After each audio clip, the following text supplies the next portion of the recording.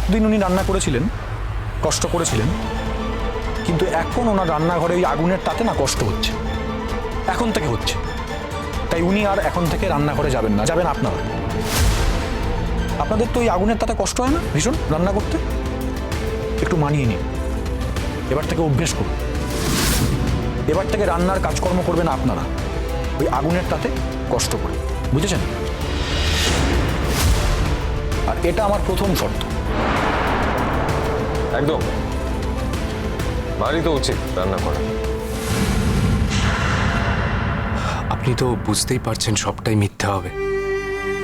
দেখুন, আমি যতদূর বুঝতে পেরেছি আপনার একটা আশ্রয়ের প্রয়োজন, আর আমার বাচ্চাটারও একজন মানুষের প্রয়োজন। এই দুটো উদ্দেশ্যই যদি সলভড হয়, এমনকি আমার বাচ্চাকে দেখাশোনার জন্য মানে আমি আপনাকে আলাদাভাবে ফিনান্সিয়ালি কিছু হেল্প। দেখুন দেখুন, আমি বাচ্চা ভালোবাসি, আর বাচ্চাটা ওইভাবে কাঁদছিল বলে আমি শুধুমাত্র ওকে কোলে নিতে চেয়েছিলাম। আপনারা হয়তো ঠিক করে নিতে পারছিলেন না, তাই জন্য কাঁদছিল। আর আমার কোলে সেই আরামটা পেয়েছে, তাইও ঘুমিয়ে পড়েছিল। ব্যাস এইটুকু, এর থেকে বেশি আর কিচ্ছু নেই। তাছাড়া আমি কিন্তু একবারের জন্য আপনাদেরকে টাকা পয়সার ব্যাপারে কিছু বলিনি। না না, আপনি ভুল বুঝছেন, আমি আপনাকে সে কথা বলিনি। আপনিও তো একটা কাজ করবেন, তার তো একটা পরিশ্রম আছে। হ্যাঁ, আপনি কেন শুধু শুধু আমার বাচ্চাটাকে দেখবেন বলুন তো? না দেখুন, আপনার বাচ্চাকে আমি দেখাশোনা করছি, তার বিনিময়ে তো আপনি আমাকে আশ্রয় দিচ্ছেন, খাওয়া পড়া দিচ্ছেন। তবুও তো মানুষের কিছু অর্থ প্রয়োজন হয়।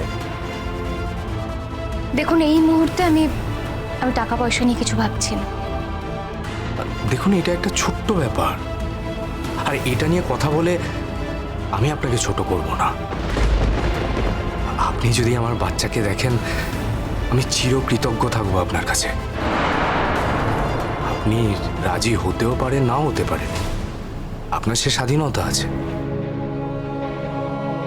হ্যাঁ, যদি রাজি হন তাহলে আপনি আমার সাথে যাবেন, আর যদি রাজি না হন তাহলে আমরা আপনাকে জোর করব না।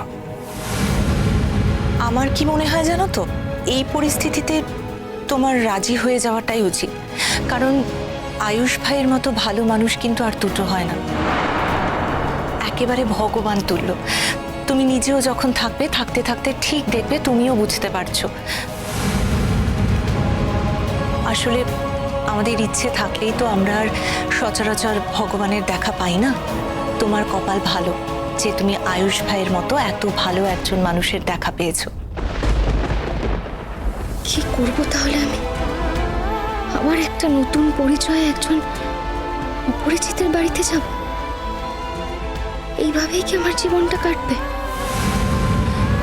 কিন্তু আমার তো আর অন্য কিছু করারও নেই এখন। আমাকে কি বুঝতে হবে যে আমার জন্য কেউ আহত হয়েছে কিনা, কেউ বিপদে পড়েছে কিনা, কারোর অসাবধানে প্রাণ চলে গেছে কিনা। আমি তো ইচ্ছা করে কিছু করিনি। আত্মরক্ষা করা কি অন্যায়?